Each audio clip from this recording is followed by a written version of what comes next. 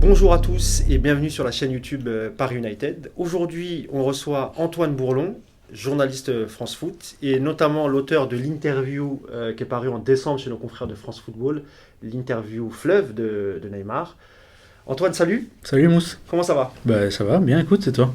Écoute, très très bien. On est très content de t'avoir, Antoine. On voulait revenir avec toi sur l'interview Fleuve qu'avait faite Neymar au mois de décembre, suite notamment à l'été mouvementé avec son transfert avorté, son retour avorté plutôt au FC Barcelone. Du coup, la première question que je voulais te poser, Antoine, bon, déjà, je rappelle que tu as 21 ans, que tu es journaliste depuis 2 ans chez France Football et tu as fait pas mal d'enquêtes et notamment une enquête très intéressante, on reviendra dessus, sur les super agents. Et ma première question, en fait, c'est comment t'es venue l'idée de faire cette interview et comment t'as fait pour mettre ça en place? Parce qu'on sait que c'est très compliqué d'avoir Neymar et il faut passer par une armée de communicants avant d'obtenir une réponse. Donc, est-ce que tu peux nous expliquer combien de temps ça t'a mis à préparer, enfin, à contacter son entourage, lui-même, etc. L'idée, elle est pas compliquée, hein. Tout le monde, une interview de Neymar, chaque journaliste sur la planète aimerait interviewer Neymar. C'était pas un projet qu'on a lancé comme ça.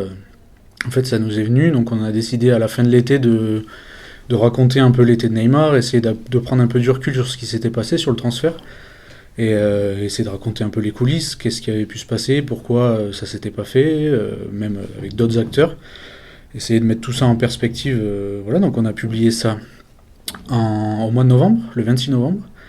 Et donc pour mener ça, forcément, il faut rencontrer des gens de son entourage, essayer de comprendre des protagonistes, des gens du club, même des journalistes, Joao et Isabella qui s'occupent du PSG, les 2 journalistes brésiliens qui s'occupent du club au quotidien. Voilà, donc c'est des gens qui nous ont aidés à comprendre le contexte, etc. Et donc après, on parle... Il va faire un petit travail en amont pour voir, pour étudier un peu les interviews, comment on interviewe Neymar, en gros, c'est un peu ça. Au début, l'idée, elle n'était pas d'interviewer Neymar, elle était juste de raconter l'été...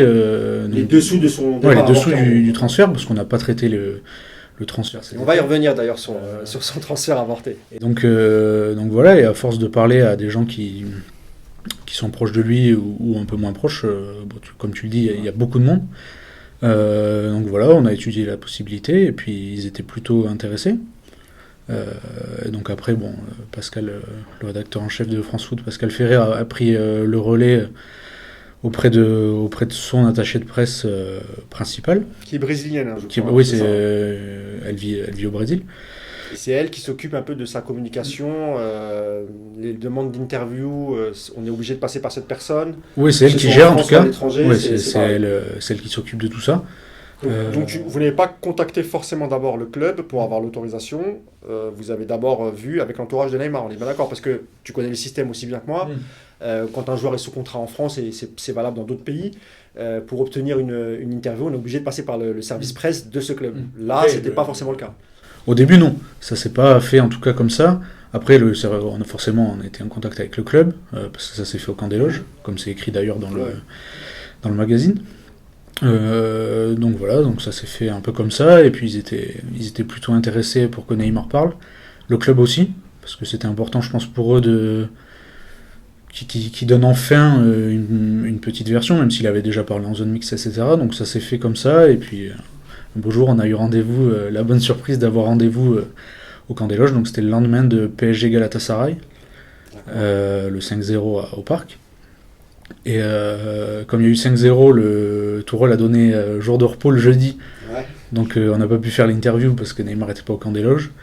Et donc ça a été repoussé au vendredi après l'entraînement. Et... Donc du coup, ils étaient tout de suite réceptifs. T'as pas eu de réticence de la part d'une part de la personne, de la conseillère, ou même je parle surtout de son entourage proche, pardon. Et là, je pensais plutôt à son père. Pas de réticence, j'étais plutôt... Non, après je pense que peut-être que certains n'étaient pas d'accord pour le faire, d'autres, voilà, après ça c'est eux qui voient entre eux. Après eux, ils nous ont dit qu'ils étaient d'accord. Donc ça s'est fait, au final, ça s'est fait assez naturellement. Parce que nous, on s'imagine en fait, comme c'est Neymar et que c'est compliqué, que c'est pas quelqu'un qui parle énormément à la presse, on imaginait que... Alors je te dis ça pêle-mêle, qu'il avait les questions à l'avance, qu'il vous avait mis la pression pour pas aborder certains sujets. Et au final, quand on découvre l'interview, on voit qu'il n'y a pas de sujet tabou, qui parle surtout de ce qui s'est passé cet été. Donc, en fait, quand tu l'as eu en face de toi, est-ce que tu l'as senti sous pression, détendu, souriant? Comment ça s'est passé? Tranquille. Lui, il est arrivé, du coup, il sortait de l'entraînement. Un peu de retard parce qu'il faisait des bains froids pour la récupération. Donc voilà, rien de spécial. Il y avait son ami du coup Gilles, qui était là un peu avant, qui a installé une petite caméra aussi parce qu'il y avait une équipe de la chaîne l'équipe pour filmer aussi ça et montrer un peu à la télé des extraits. Il est arrivé tranquillou, pas perturbé. Voilà. Bon, après c'est un exercice qu'il maîtrise, hein. On va pas lui faire à l'envers. Il devait être accompagné d'un quelqu'un de la presse du PSG, j'imagine. C'était non, il y avait Timothée Lemoine, il y avait le manager média de l'étranger, donc dont j'ai perdu le nom mais qui est anglais. Et non, mais Neymar tranquille, voilà, détente.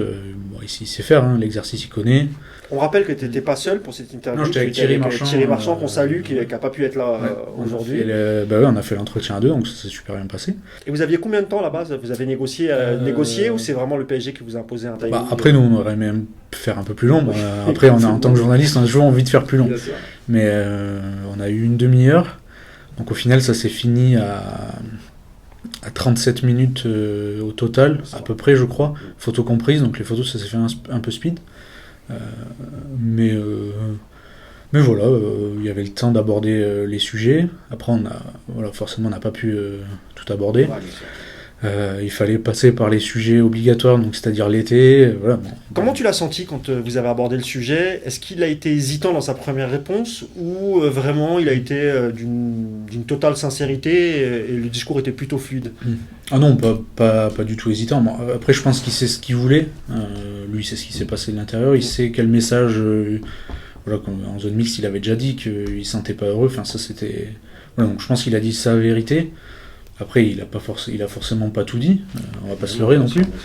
Mais non, je l'ai senti bien, sincère, pas envie de faire de langue de bois. Voilà, quand il nous dit j'étais pas heureux donc j'ai voulu partir, c'est pas exactement ces termes-là, mais c'est pas. Voilà, c'est quelque chose qu'il assume complètement en fait, même s'il a pas parlé pendant l'été.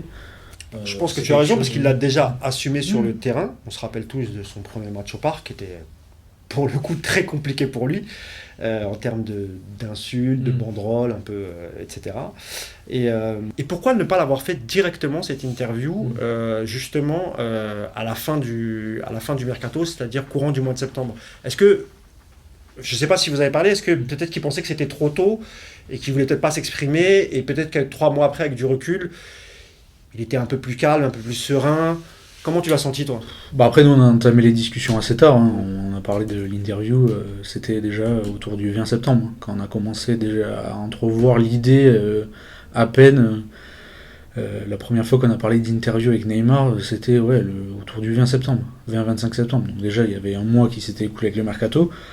Après, il était blessé, donc il y avait du temps, le temps qu'il revienne, etc. Et l'entourage du joueur voulait aussi attendre un peu qu'il ait joué en Ligue des Champions. Ah oui, parce qu'il y avait on rappelle qu'il y avait les trois premiers matchs qui étaient suspendus. 3 matchs de suspension. Enfin, il voulait aussi attendre que ça se soit passé. Voilà, exactement. Notamment, il a joué au Real, il fait Madrid-Galatasaray. Donc voilà, ça s'est fait comme ça.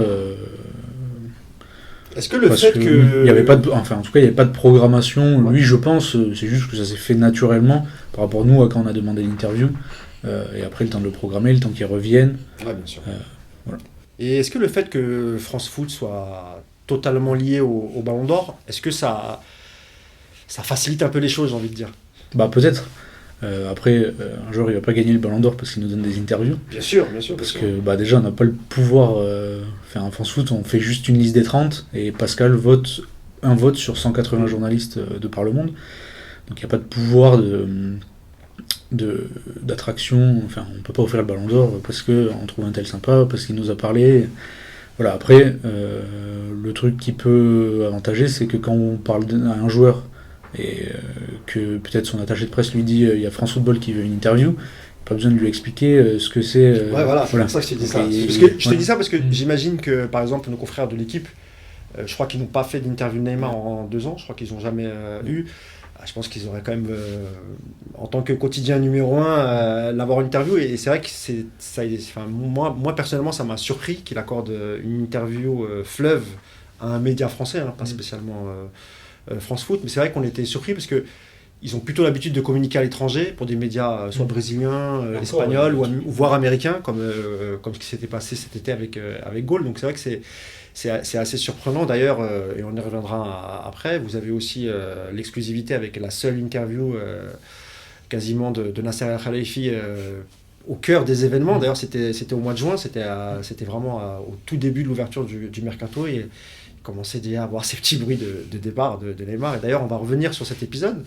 Qu'est-ce que tu as pensé, toi, de cette affaire Neymar, et est-ce que chez France Foot, et toi je sais que tu aimes bien ce type d'enquête, qu'est-ce que tu as pensé de toute cette histoire? Est-ce que tu penses, comme certains, que c'était une manipulation finalement du club de Barcelone, qu'ils n'ont pas vraiment tout fait pour le rapatrier, ou vraiment c'est Leonardo et Nasser, en tout cas Doha, qui a vraiment mis un veto à son départ? Il y a un peu de tout dans cette histoire. C'est un jeu de poker menteur, en fait, ce transfert, parce que on le raconte dans le papier qui est paru en novembre. Pour la réunion qui a eu lieu le 27 août au locaux à la Factory, la fameuse vidéo où on voit les agents de Neymar sortir. Donc Pinizavi qui n'était pas très content. D'habitude il est souriant, il n'était pas très souriant. Mais en tout cas, ouais, ils n'étaient pas. Voilà, bon, toute la réunion a fait qu'il n'y ait pas de transfert. Mais à la fois, il y a Leonardo qui est prêt à vendre. Bon, pas à n'importe quelle condition, tu le sais aussi bien que moi. Et Jean-Claude Blanc, lui, dit non, c'est mort, on vend pas, peu importe comment. Donc, au sein du PSG, au sein du Barça, il y avait des courants de pensée différents par rapport à s'il fallait le faire ou pas. Après, le Barça avait. Oui, c'est vrai que c'était un peu le même combat. C'est-à-dire que du côté du FC Barcelone, tu as des gens. Alors, tu as la partie vestiaire qui était forcément pour, et on pense notamment à Messi et Suarez. Mais du côté de Bartomeu, j'ai l'impression que c'était un peu un jeu de poker menteur, non? C'était pas un peu ça? Bartomeu, il dit en fait, ça commence avec les envies de départ de Neymar, qu'il n'est pas heureux, qu'il sent qu'il ne peut pas atteindre ses objectifs à Paris. Donc l'élimination face à Manchester United aide pas trop. Il est un peu dégoûté. Donc voilà, il fait un constat, je veux partir. Et donc en fait c'est Messi. Et donc on rappelle qu'il annonce aux dirigeants du Paris Saint-Germain, et notamment Théo Henrique, je crois que c'est l'avant-dernière journée, avant qu'il parte en vacances. Enfin, normalement il est censé rejoindre sa sélection et ensuite partir en vacances. C'est à ce moment-là qu'il annonce que il dit, je crois, en terreau, débrouillez-vous comme vous voulez, mais moi je veux plus reporter le maillot du PSG. Je sais pas ce qu'il dit exactement, mais en tout cas ce qui est sûr c'est qu'il c'est ce que nous on nous a rapporté. En tout cas ce qui est sûr c'est qu'il veut partir. Dans le même temps il y a Messi qui l'appelle peu après la remontada de Liverpool. Enfin, qu'ils l'appellent, ils se sont souvent, mais. Non, bien sûr. Ils ont le fameux groupe WhatsApp. Ouais, enfin, ça, oui ou non, mais en tout cas, il lui dit on peut gagner la Ligue des Champions ensemble, je veux que tu reviennes, etc. Donc du coup, ça conforte en plus Neymar dans le fait. Le processus est enclenché, et donc Messi en parle à Bartomeu, directement ou indirectement. Et donc Bartomeu dit on va étudier cette possibilité-là, on peut faire une offre. En sachant qu'ils ont déjà ficelé Griezmann. Et aussi qu'ils sont en procès avec le camp Neymar. Oui, en plus. C'est particulier quand même. Le transfert de Griezmann est déjà fait.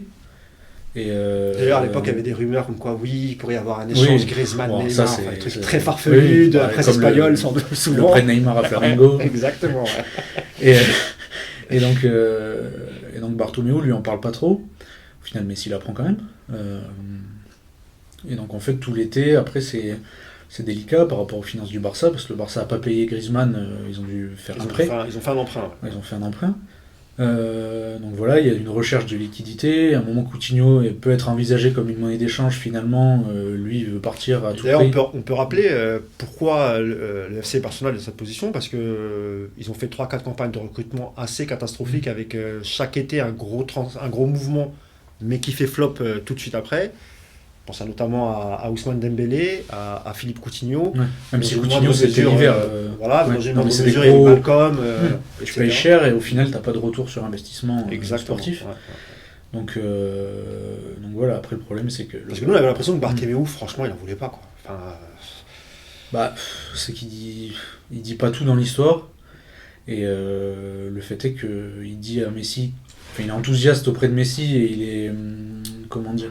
il est pas confiant, mais... En fait, il lui montre qu'il fait tout pour le prendre, mais pour pas se mettre Messi à dos. Bah, je sais pas si c'est pour... Voilà, mais en tout cas, le truc, c'est que le Barça a pas une plénitude de moyens pour pouvoir acquérir Neymar. S'ils avaient pas fait Griezmann, peut-être qu'il serait à Barcelone. Mais en tout cas, les finances du Barça ne permettent pas de faire un coup de folie pour rapatrier Neymar. Et donc ça se fait pas, ça traîne. Il y a des solutions qui sont envisagées, notamment des prêts en plusieurs fois, des monnaies d'échange.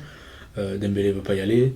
Alors, est-ce qu'on peut revenir déjà sur cette histoire de Dembélé, parce que beaucoup n'y croyaient pas, en pensant que c'était encore des montages farfelus venus de la presse soit pro-madrilène, soit pro-Barça. Il y a vraiment eu une volonté de mettre Dembélé, et a priori, le Paris Saint-Germain, c'était à peu près le seul deal avec un échange de joueurs que le PSG aurait pu accepter. En gros, c'était un peu ça. Ça aurait pu être accepté. Après, je me pose encore des questions sur est-ce qu'au bout d'un moment, quand tu arrives au moment fatidique, est-ce que le club va franchir le pas de recruter Ousmane Dembélé, d'envoyer Neymar là-bas? Je suis pas certain, honnêtement. Que voilà, après ça fait partie des discussions, ça c'est vrai. Mais pour moi, on n'aurait pas été gagnant. Enfin, le PSG n'aurait pas été gagnant au change. Oui, quand on voit la situation de Dembélé, c'est un temps. Oui. Non, mais de toute façon, parce que souvent, quand tu perds un joueur comme Neymar, t'es forcément perdant déjà. Peu importe qui sauf si t'échanges avec Messi. Bien sûr. Voilà, c'est top 3 mondial, top 5. Mais je pense qu'il y a des gens qui se sont dit peut-être que Dembélé serait mieux à Paris parce qu'il y a son pote Mbappé, ça peut faire une doublette, etc. Peut-être qu'il sera moins blessé. Or, on connaît un peu Dembélé et un peu son hygiène de vie, etc. Je suis pas sûr que Dembélé à Paris. Après, on sait pas ce qui aurait pu se passer. Peut-être que ça aurait été. Il aurait retrouvé tout. C'est un super joueur. Mais le fait est qu'en tout cas, ce qui s'est passé à Dortmund, à Barcelone, sur sa vie extra-sportive, etc. De toute façon, Dembélé, lui, il dit c'est mort. Il ne voulait pas entendre parler. Déjà, il veut pas bouger de Barcelone. Son rêve, c'était d'aller à Barcelone, de s'imposer à Barcelone. Donc, il fait en sorte, déjà, il veut rester, tout simplement. Parce que, il l'a dit, il l'a répété, même parfois sous le ton de l'humour sur Twitter. Via ses agents, il y a un communiqué autour du 20 août, il me semble. Donc Dembélé il veut rester à Barcelone, et même au fil du mercato, quand il sent pas qu'on lui met la pression, mais que ça en parle beaucoup, lui il en fait presque, il en fait une question d'honneur en fait. Il dit moi je sers pas de monnaie d'échange, c'est mort les mecs, je suis pas je suis pas votre objet, on m'en voit pas comme une marchandise, voilà. Les joueurs ils sont orgueilleux, donc ils détestent ça. Parce que c'est normal, c'est comme tout le, je pense que tout le monde, on n'a pas envie de servir de... Voilà. Sauf que là, c'était quand même pour aller, c'était pas pour aller à Lorient, quoi, tu vois, c'était quand même pour aller au PSG. Mais évidemment, tu as raison. C'est vrai que Barcelone, c'était l'objectif qui s'était fixé. Il y est. Et il a envie de réussir là-bas. C'est ce que j'allais dire. De Dembélé, il a envie de réussir à Barcelone. Il voulait pas partir déjà sur un échec. Et en plus, franchement, le club de la capitale, ça ne l'intéressait pas du tout. Enfin, la Ligue 1. Mais rien ne l'intéressait. Ça m'intéressait pas. Dembélé, dans sa tête, c'était je reste à Barcelone. C'est comme ça, voilà, peu importe ce que vous en pensez, qui vous achetez, moi je veux être à Barcelone. Après, il faut pas oublier que Ousmane Dembélé, il est jeune quand même, et qu'il a du temps, même s'il vient de se reblesser. Bon, voilà, le problème c'est ça, c'est que depuis c'est sa 3e saison au Barça, c'est bien sa 3e saison. Si tu vois le nombre de matchs effectués, le ratio but marqué, passes décisives, etc., on est loin du compte. Vu le prix que ça a coûté, et on parle pas des différentes commissions, primes qui s'ajoutent au prix du transfert, ça commence à faire beaucoup pour Barcelone. Comment tu vois, toi, l'avenir comment tu penses que ça va se terminer, cette histoire? Je vois pas, honnêtement. C'est pas pour te mentir. On n'a ni d'indication, ni rien du tout. Moi, je pense qu'il est déterminé cette année et que ça peut avoir un impact sur la suite. C'est-à-dire que si tu fais un parcours honorable, alors je dis pas qu'ils vont la remporter, mais première étape, c'est déjà de passer cette fameuse barre des 8e. Ensuite, tu as les quarts de finale, ça va dépendre aussi beaucoup du tirage. Mais en effet, on sent que cette année, c'est pas fin. Je sais pas ce que tu en penses, mais cette année, en fait, son bonheur, quand il dit qu'il est heureux, l'année dernière, on pouvait se dire que c'était un peu de la com, etc. Cette année, honnêtement, il a l'air bien et il porte un peu l'équipe sur son dos. Je pense qu'il est satisfait de ce qui est mis en place sur le terrain. L'équipe s'abandonne un peu à lui quand elle a le ballon. Donc ça lui va bien. Après, oui, comme je te dis, il croit vraiment que c'est son année. Il a un rêve depuis petit, c'est gagner le Ballon d'Or. Je te dis pas ça pour faire briller la maison, mais voilà, c'est comme ça. Lui, ce qu'il veut, c'est gagner. Il en parlait déjà quand il était à Barcelone. C'est pas un secret pour personne. Donc voilà, il y a eu des améliorations hors du terrain aussi. Alors on a beaucoup parlé de l'anniversaire. Ça s'est bien géré par le club, par l'entourage, ils ont parlé. Disons qu'il y a eu avec le moins coach, moins d'esbrouf autour parce que pas de tapis rouge comme on avait pu le voir. Parce que l'année dernière, enfin les 2 dernières saisons, il y avait les sponsors, etc., etc. Là, je crois qu'il y avait toujours les sponsors, sauf que un peu moins médiatisé. Oui, c'est toujours un événement, l'anniversaire de Neymar. C'est beaucoup de personnalités, etc. Après, oui, c'est vrai que c'était un peu plus confidentiel que les années passées. Voilà, après, ça, c'est un détail de sa vie, c'est pas très très important. C'est vrai que cette saison, il est top, quoi. Et moi, j'ai l'impression que finalement, je suis pas sûr qu'il parte. Je sais pas ce que t'en penses.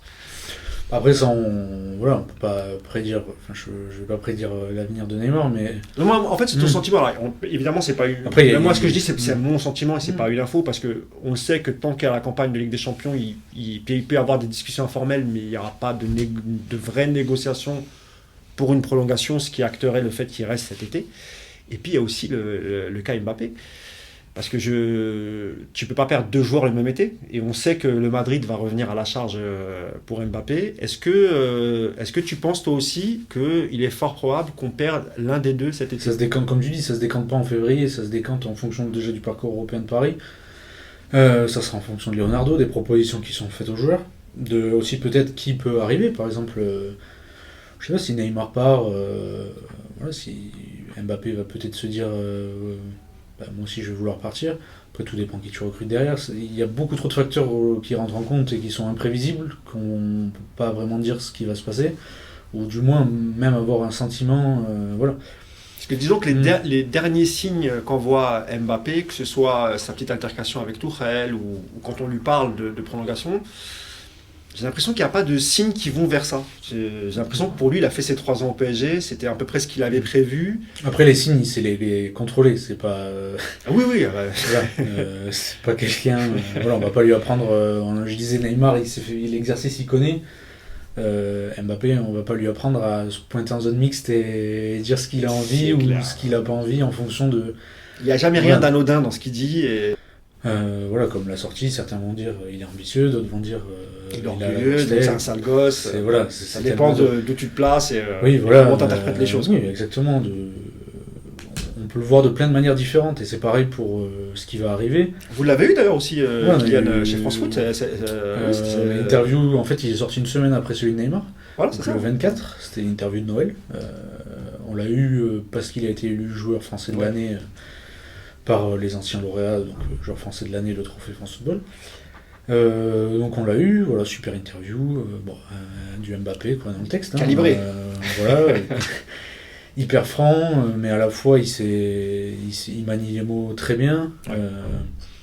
Il sait ce qu'il faut dire. Il connaît la limite aussi de être intéressant, mais voilà. Voilà, du Mbappé, super interview évidemment, où il parle de Neymar, il parle de plein de trucs, il sait se mettre en retrait des fois, il sait se mettre en avant aussi.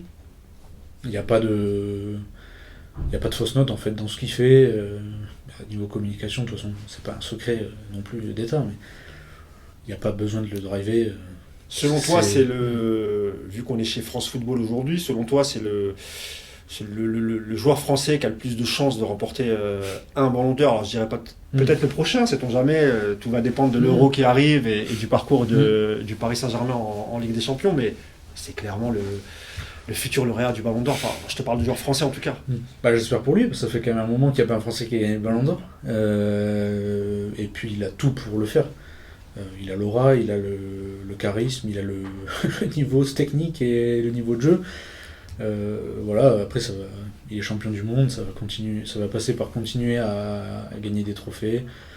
Mais oui, il est super ambitieux, il n'y a pas de raison qu'à terme, et puis il a surtout plein d'années devant lui, quoi. Il peut encore gagner le ballon d'or sur les 12 prochaines années.